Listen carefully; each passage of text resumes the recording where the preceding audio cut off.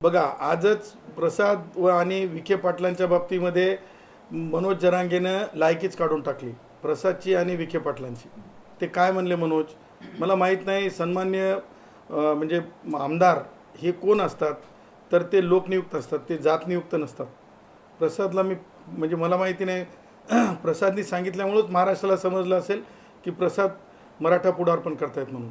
आत्तापर्यंत मुंबईमध्ये मुंबई कॉस्मोपॉलिटिन आहे आणि मला माहीत नाही का प्रसादच्या डोक्यात आलं की जातीसोबत चर्चा करायला जाणं. तसंही आमदार म्हणून गेले असते तरी चाललं असतं, पण मी त्या जातीचं आहे, जातीचं आयडेंटिफिकेशन देऊन, जातीची मी त्याच जातीचं आहे म्हणून पब्लिसिटी देऊन. मी काय सांगालो, लाड तर झालेत, परंतु ज्या प्रकारे एक मंत्री, एक ज्येष्ठ मंत्री माननीय विखे पाटील साहेब, त्यांना जर चर्चेला उद्या जाणार असतील आणि ते गप्पा मारायला येतात, त्यांच्यानं काहीच होत नाही, हे मला असं वाटतं की कुठेतरी म्हणजे ब्रीच ऑफ प्रिव्हिलेजसुद्धा आहे.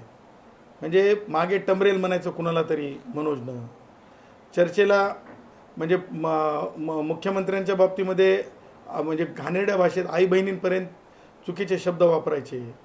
त्याच्यानंतर हाणून पाडून, आता हीनपणाचीच वागणूक आहे ना.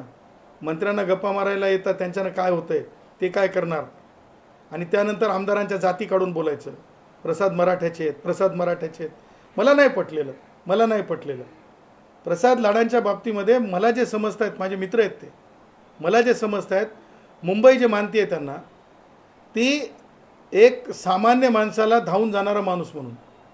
आणि कितीतरी जण तुम्हाला असं म्हणजे तुम्ही जर एक म्हणजे आता त्यांनी स्वतःच डिक्लेअर केले म्हणून, अन्यथा सामान्य सगळे ओबीसींना वाटतं की प्रसाद ओबीसीच, म्हणजे मागासवर्गीयांना वाटेल की प्रसाद मागासवर्गीयच माणूस आहे असं. म्हणजे आणि जे जनरलचे लोक असतील, म्हणजे व्यापाऱ्यांपासून सगळे, त्यांना वाटेल की प्रसाद आपलाच आहे. अशा प्रसादनी का असं बोलावं हे मला माहीत नाही, पण माझी भेट झाल्याच्या नंतर मी सोडणार नाही प्रसादला, हे विचारणार हे कुठून आलं, स्वतःची जात पब्लिश करून तिथं भेटायला जाणं, कारण आमचा प्रसाद आहे. अगोदर म्हणजे मी तुम्हाला सांगतो, चांगल्या राजकारण्यांमध्ये जी माणसं आहेत त्या माणसांपैकी प्रसाद आहे. परंतु ज्या प्रकारे जरंगे अपमान करून बोलत आहे,